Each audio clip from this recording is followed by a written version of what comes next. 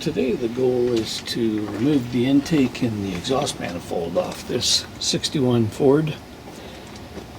Why? Because I need to clean out the crossover or heat control valve down underneath. I know it's plugged up. This is a job I've been putting off for a long time. I actually assembled the engine without cleaning it out. The heat riser valve works, but of course it doesn't do anything because there's probably so much carbon down underneath there that it's not heating up the carburetor correctly. Basically, I'm running with the choke on quite often during the summer. I can imagine what's going to happen in the wintertime. It's coming, and probably will be impossible to drive unless I clean this thing out. So here we go. Before I get any questions, this is my pollution control on this old engine. What I did was I installed a new fuel tank, and I used a tank that was designed for a 72 or later vehicle, and it's got all of the carbon canister system. So I've got a carbon canister pipe that goes all the way to the carbon canister down there. And then the purge system is here, goes to typical filter. Anyway, I'll take off this. This is a cover for the paper air filter, but what do you know, it actually fits on top of the oil bath air cleaner. And then the oil bath air cleaner is normal. It has oil in it, and outside of it, which is normal. Let's just set this down.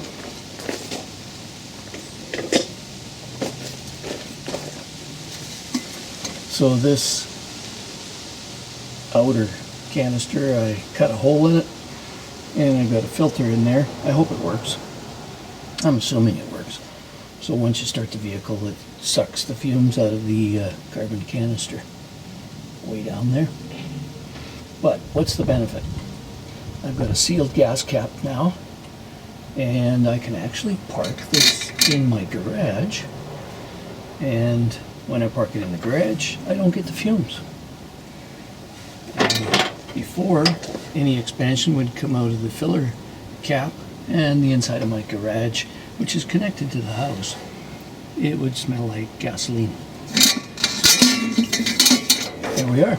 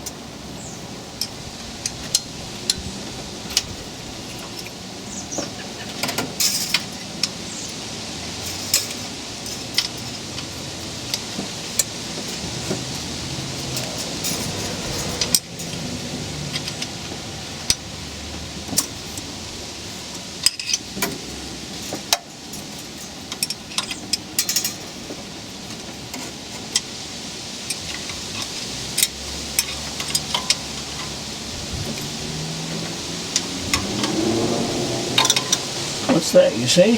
What are all of those extra connections? Well, you know that the normal Ford has a mechanical connection, and I really didn't like the fact that every time the engine flopped back and forth, that it would pull on the throttle rod, and I'd feel it in the pedal. So your pedal kind of moves up and down a little bit. So I installed a cable, and the cable is from about a 1970-71 Dodge A-body Dart. Got a bracket here, typical Dodge bracket, and who knows, some kind of a bracket that came off an unknown carburetor. Anyway, it fits on there and I didn't have to destroy the lever. It just bolted on. And now I've got this wonderful system here where I've got a cable throttle. Why didn't you put a Ford throttle cable on it? Because I used to work for Chrysler for many years and I knew what a cable system looked like for a Dodge, and I really wasn't sure what a cable system looked like for Ford, so guess what? I put a Dodge system on it. If you don't like it, you can stop watching right about now. I'm trying to work with one hand because I'm holding the little camera here, or my phone. Probably gonna lose this little nut flying away. Hope not. It should come out of here anyway. Not enough. A little bit more. There. I'll put it in a little more carefully. Okay. Take out this pin, and then I'll have the throttle cable disconnected. Basically, I kind of bought a big bracket for the rear off a big block. It's probably off a 383 or a 440. And I welded on an extra little spot so that I could have a rear bracket mount on the exhaust flange, and the front one that I didn't have to modify, just bent a little bit. It actually uses the other exhaust bolt. And of course the inside of the vehicle looks a little different because the pedal fastens to the firewall instead of fastening to the floor.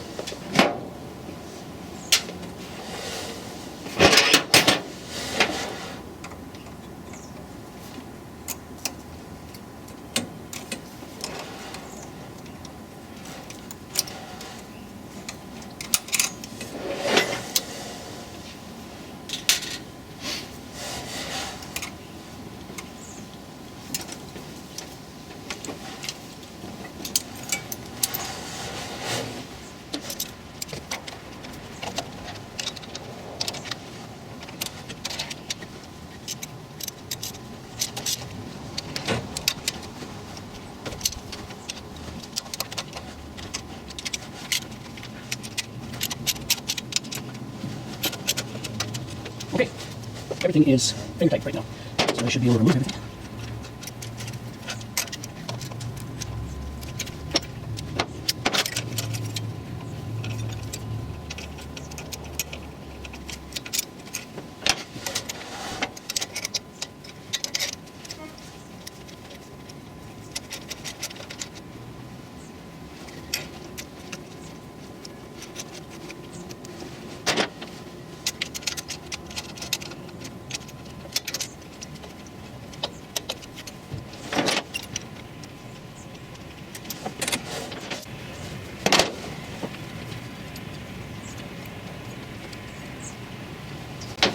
I think I'll go down and remove the exhaust here.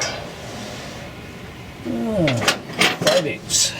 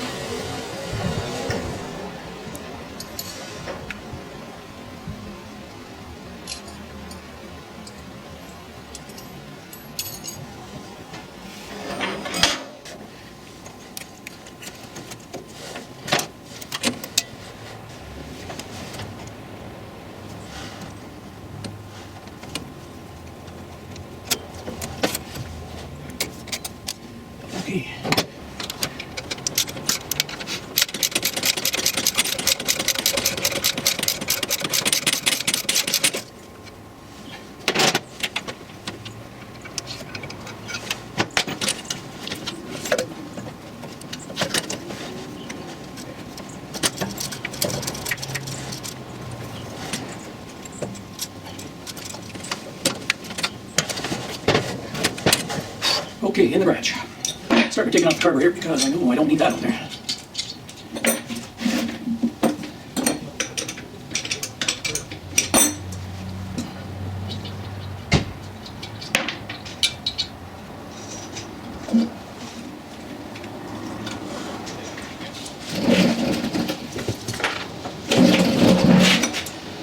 This looks not too good.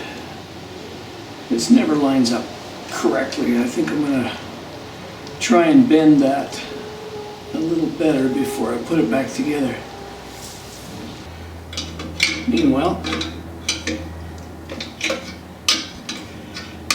this off.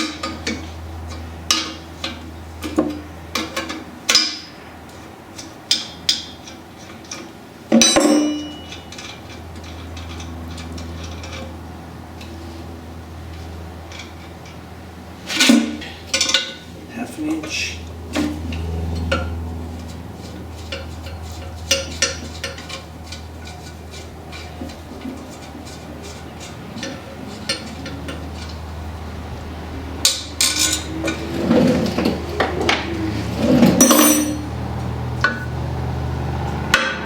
That is getting pretty bad. Looking to be pretty bad. Okay, get that out. And we don't need that around for a few minutes. We don't need a hammer anymore.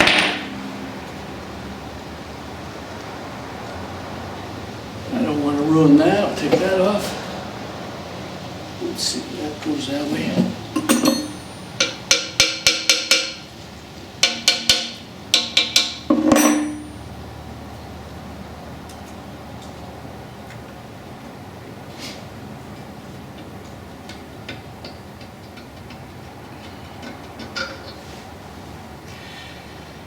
This is a Bakelite spacer that I bought. The original is like 15 layers of gasket material from the factory and it gets pretty poor quality. So I bought one of these. I'm not sure. I think it might have cost me 30 bucks or something to have the guy make it on his CNC. But you can even see I barely got. I had to make one gasket in order to seal, and it looks like it's sealing there. I'm hoping not to destroy that one in this process today. Next step, I need to separate the two pieces. So there's a bolt cap screw going in here and one on the other side, and then two nuts here. So let's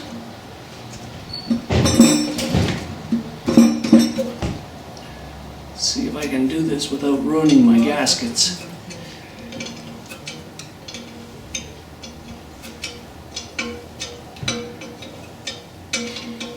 Now, what if I break it?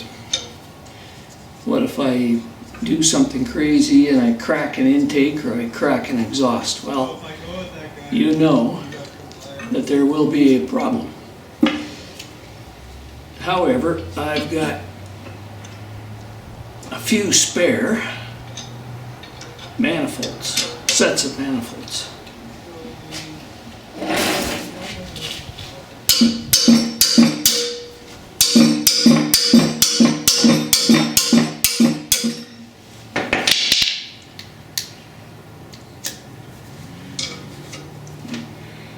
And if you've got a couple of spare manifolds kicking around, then you are worried, but at least you're not worried 100% about trying to find one. They are hard to find. That's why I have spares. And I also have spares because I've got two of these trucks. You've seen the other truck recently on the startup videos.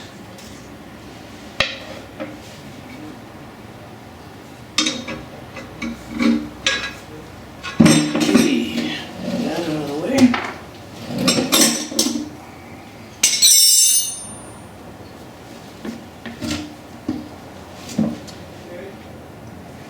this is the one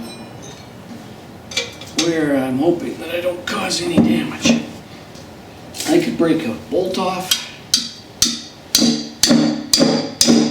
Ooh. That does not feel good.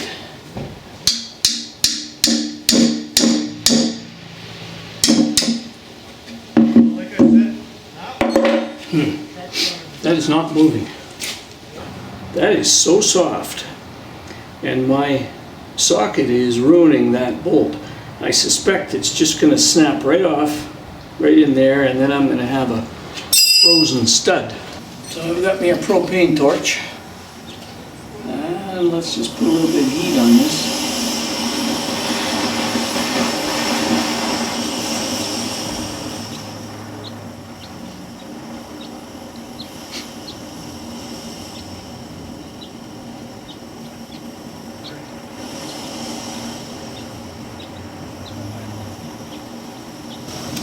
That engine paint's pretty robust. It's getting pretty hot in there, and that engine paint's still bright red.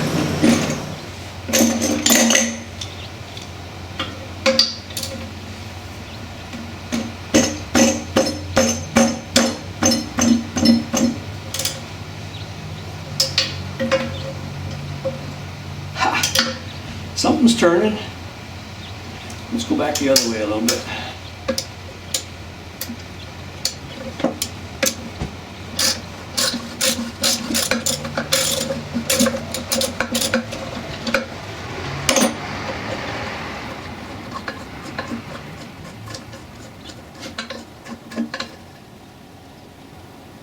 Not going to reuse that one, but I will be putting anti-seize on there. I think I'm going to put it back together.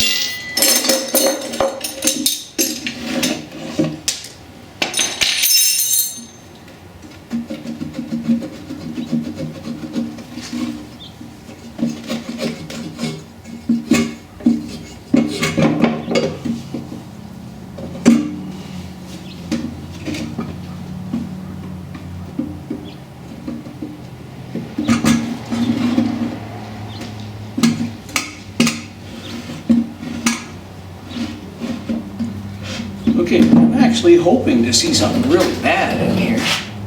Wow, it's not as bad as I thought I would see. I've had some others that are just caked solid, so I was really hoping this was caked solid in here, but it isn't. So, not completely happy about that. Anyway, let's take a look at the valve. That one.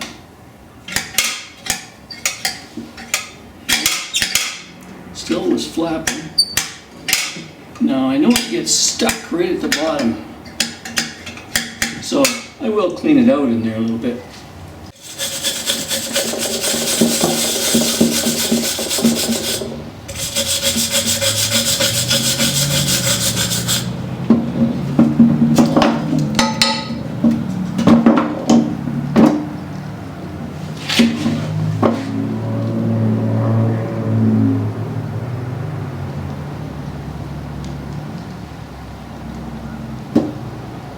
I can see clear cast iron all the way up to the studs. I can actually see the studs coming through, and it's clean right up there. I can see the holes where these two taps are connected. Incredibly clean in there. We'll take some air pressure to that and clean that out later. You can tell by looking and seeing how black it is in there and how much carbon is in there. You can tell I've been running with a choke on most of the time.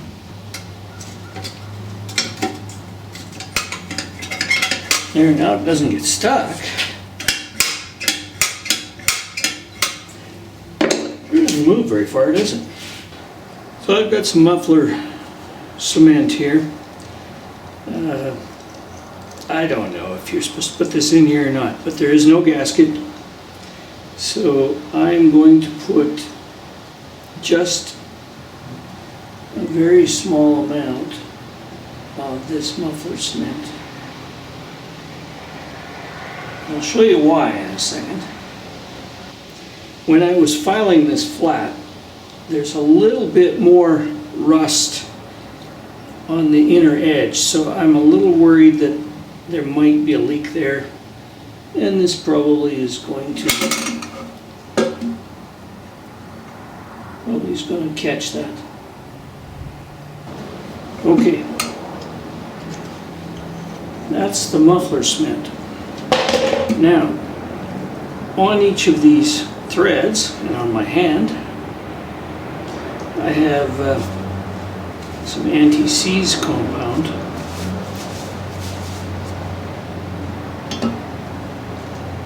Just to put on the threads of the bolts. We'll do that just so that they don't get rusted in there again. Now, the way the book says is you put these 3 bolts in here finger tight, but you don't tighten them. And you tighten the manifold bolts first.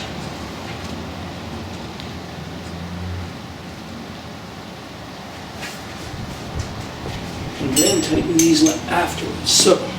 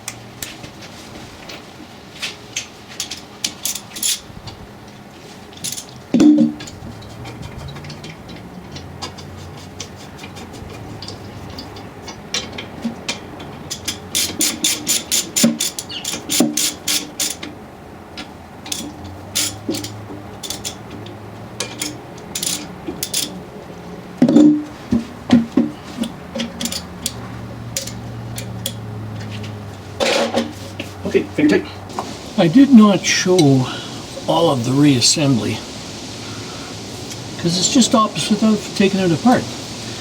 But the one thing that was really a pain in the neck was trying to do all of this by myself. It's a lot of weight to lift with one arm while leaning over the edge of the fender here. So I eventually put in a couple of studs to hold the gasket in place, and then I managed to barely lift the manifolds into place and fasten them all down.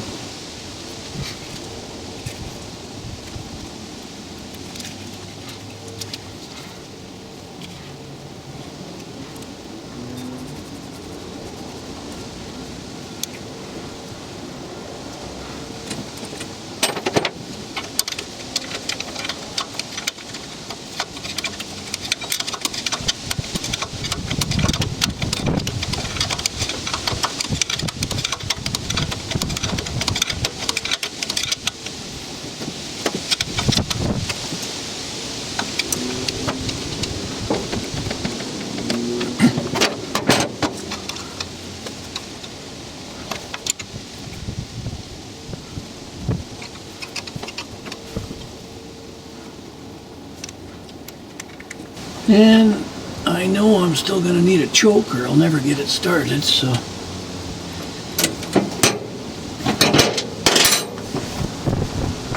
put this back on.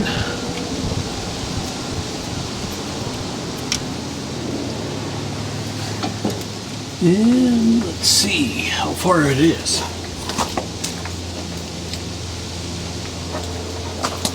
Right now the choke's pressed in. So,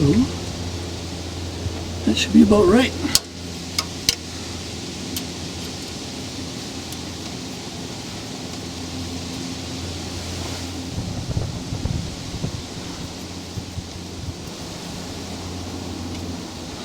I already explained why I put this system on here, so that I could recycle the fumes from the carbon canister. But the other reason I forgot to mention is that with this type of air cleaner, if you've got a lot of water, for some reason, water going up on top of here, when it fills this part of the container, if it doesn't go down the center, if it fills this, it runs over the edge and it goes down into the oil bath air cleaner. It does not go over the edge because this top piece is smaller than that one. So that was the other reason that I did look underneath there one day and I saw a lot of water and it was full. And I'd been driving in puddles or whatever. So that's another reason to have this. So if this piece ever gets full of water, which it might, at least it runs down over the edge and doesn't drip down into the air cleaner and into the engine. So there you have it. 2 reasons to get rid of that ugly air cleaner system. And I was thinking about this assembly last night because this is the next day, and yesterday I showed putting a little bit of muffler cement in between the 2 manifolds. And I'm not sure that that isn't going to cause me problems, because I did notice yesterday that the muffler cement seemed to gel up or harden up fairly quickly without even heat. I thought it would stay quite liquidy, but it didn't. So I'm thinking I might get kicked with that, because when I go to start it up here now in a minute, it might be leaking between the 2 because it might not have allowed a good seal.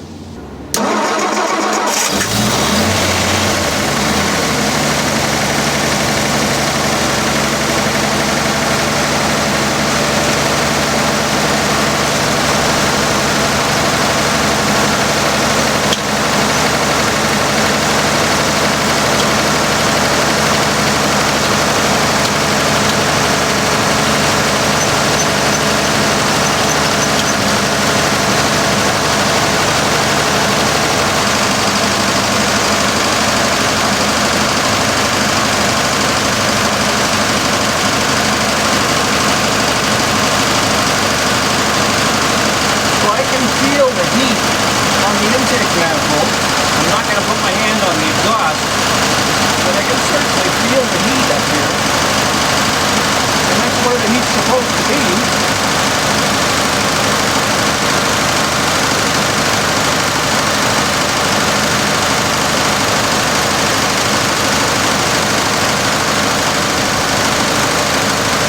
It's getting pretty hot there, which I like. Leave my fingers on there. Okay, that's it. I'm going to call it finished. Thanks for watching. If you like this thing, give it a thumbs up. But thanks for watching anyway.